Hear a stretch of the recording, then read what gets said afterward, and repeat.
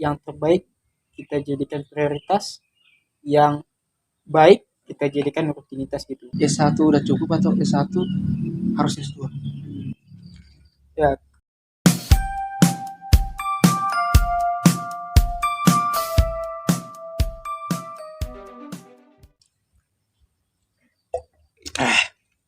Minum, Bi. Ini, ya, Bi, kan kan eh, Abi kan udah selesai S1 kan. Jadi sebenarnya tuh apa yang kayak di kuliahnya Abi di S1 ini yang seharusnya Abi lakuin tapi gak Abi lakuin gitu. Dan sehingga yang kami yang mahasiswa baru ini yang kayak bisa jadi PR lah buat kami biar biar yang belum Abi lakuin tuh bisa kami terapkan gitu. Dan itu yang ya itu maksudnya yang bisa berdampak baik buat kami gitu. Sehingga kami gak menyesal seperti Abi yang sekarang ini. Kira-kira ada gak gitu? eh, kalau menurut saya mungkin ini, eh, ya masa-masa S1 itu masa-masa dimana kita struggle ya, karena Struggle. memang kita sedang di fase transisi dari siswa menjadi mahasiswa gitu, dimana kita sudah mulai bisa memutuskan segala hal-hal dalam diri kita gitu, untuk kebaikan kita ke depannya bagaimana gitu. Mungkin hal apa saja sih yang seharusnya saya lakukan tapi tidak saya lakukan ketika saya S1 gitu ya. Hmm. Sebenarnya kembali lagi ke planning ya. Jadi mungkin nggak semua teman-teman gitu ketika kuliah punya plan gitu. Dan juga faktor lingkungan juga menjadi salah satu hal yang berpengaruh. Jadi ketika saya kuliah, saya juga kurang tahu ya apa yang tidak saya lakukan ketika masa kuliah. Tapi yang jelas saya punya plan jelas. Jadi ketika perkuliahan awal di semester 1 sampai dengan semester 4, 3 atau 4 itu saya fokus sama nyari prestasi. Jadi kenapa semester 1 sampai 4? Karena di situ kuliahnya masih renggang. Hmm. Kuliahnya masih ya 1 2 kita masih di mata kuliah umum, 3 4 kita baru pengenalan mata kuliah sesuai penjurusan kita gitu. Sehingga di situ kita punya banyak waktu, dan ketika ikut lomba-lomba lain sebagainya kita punya bisa gitu nyisikan waktu kita gitu meskipun kita tetap berkuliah gitu. Kemudian ketika semester Gimana? 5 6 4 5 6 itu ya karena saya ada punya keinginan untuk berorganisasi ya.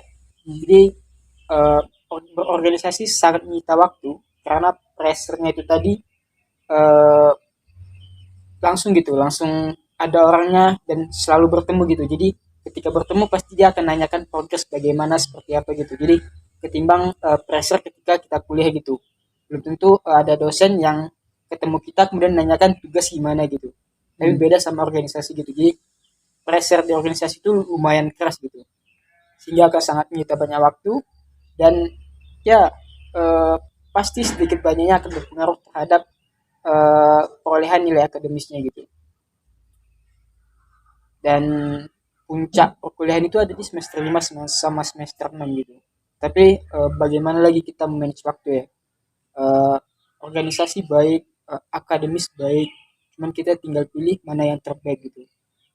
Jadi yang terbaik kita jadikan prioritas, yang baik kita jadikan rutinitas gitu. Jadi dalam satu waktu kita bisa dapat dua hal gitu. Gitu. Dari semester 7 8 ya saya udah fokus sama skripsi. Jadi semester 7 udah ketemu siapa dosennya, kemudian apa pembahasannya. Hmm. Jadi hal-hal seperti ini gitu loh.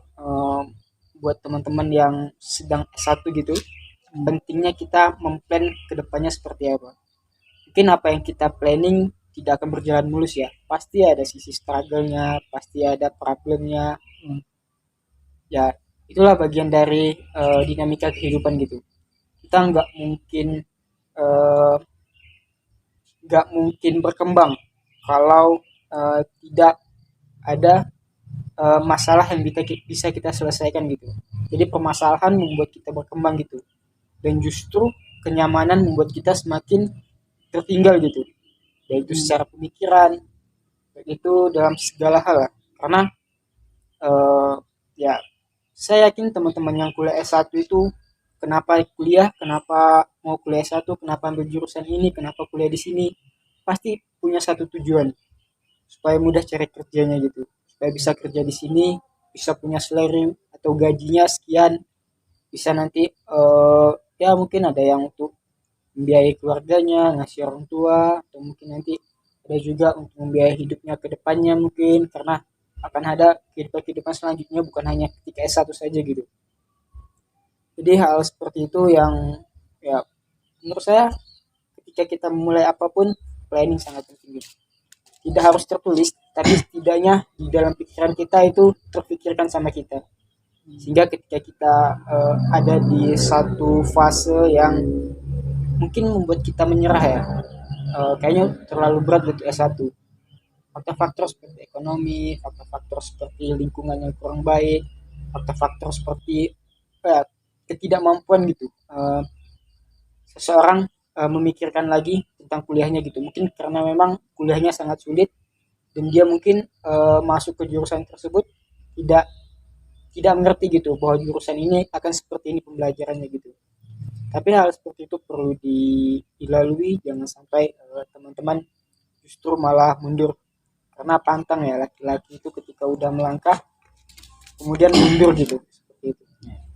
Tapi menurut Abi dengan S1 tuh udah cukup belum menurut Abi? Atau kalau kita udah S1 harus S2 gitu? Abi pandangannya seperti apa? S1 udah cukup atau S1 harus S2? Ya, eh, kalau menurut saya eh, S1 sudah cukup cukup cukup kalau kita yang hanya ingin setelah selesai kuliah kerja. Tapi kalau ditanya ingin mengembangkan potensi diri, ingin mengembangkan pribadi gitu ya, menurut saya pendidikan tidak ada pensiunnya gitu. Jadi lanjut S2, kenapa kita lanjut S2? Karena kita ya membuka apa, memperbaiki mindset, kemudian memperbaiki pola pikir kita. Di S1 kita bisa hasilkan uang, tapi mungkin belum bisa memanage uang gitu. Hmm. Jadi di S1 kerja hasilkan uang, tapi mungkin ada kekurangan kita gitu, sehingga kita mungkin ada di tahap yang ya memanage uang perlu ilmu juga gitu. Melalui S2 kita bisa mengembangkan diri kita gitu. Jadi kalau kita punya rezeki atau kita dapat beasiswa atau yang sebagainya, manfaatkanlah itu. Karena tidak ada ilmu di dunia yang tidak berguna gitu. Pasti satu masa kita akan lihat gitu, apa yang dulu saya pelajari, baik itu di bangku sekolah, di bangku kuliah, pasti di satu masa akan terlihat, oh ini manfaatnya gitu. Baik itu untuk diri pribadi maupun untuk orang lain. Abi, saya mau tanya soal tadi yang S1 itu. Hmm.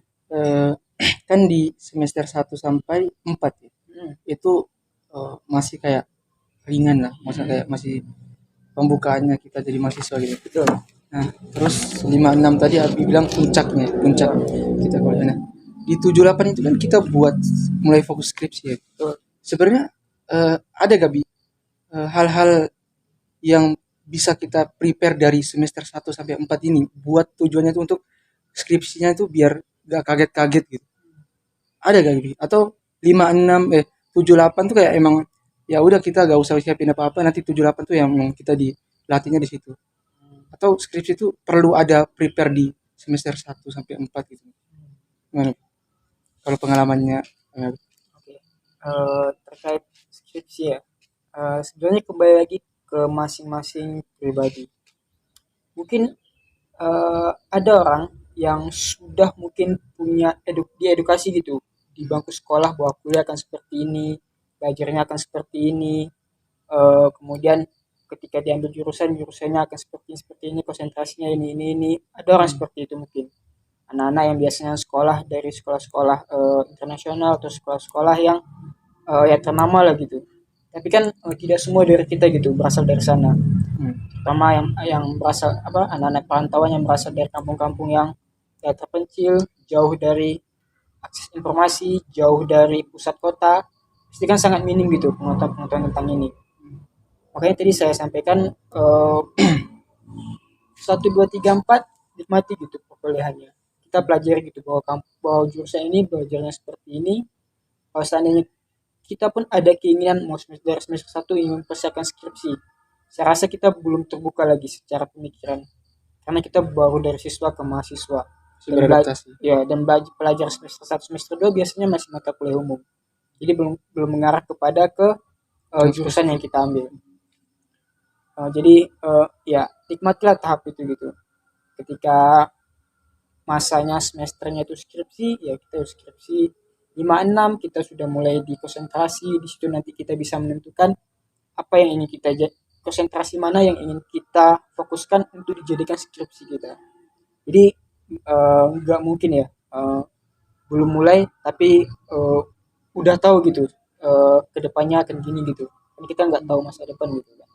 Tapi kalau orang yang punya knowledge yang ya jauh lebih cepat ketimbang kita, akses informasi yang cepat, kemudian edukasi dari sekolahnya, ya mungkin bisa jadi dari semester 1 dia sudah prepare, kemudian dia akan targetkan semester sekian dia akan selesai. Bisa jadi untuk teman-teman kita yang fast track mungkin, untuk teman-teman kita yang sudah punya target setelah S1 mau ambil S2 via beasiswa, dan beasiswa ini mungkin eh, mewajibkan untuk anak-anaknya maksimal lulus semester 7, maksimal lulus semester 6 seperti itu.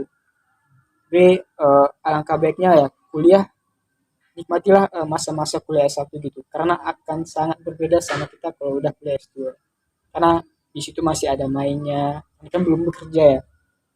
Kemudian di situ nanti masih ketemu sama, sering gitu berinteraksi sama teman-teman kelas gitu, kemudian juga kegiatan-kegiatannya ikuti gitu, jangan sampai kita eh, apa ya mengabaikan setiap momen yang ada dalam diri kita gitu.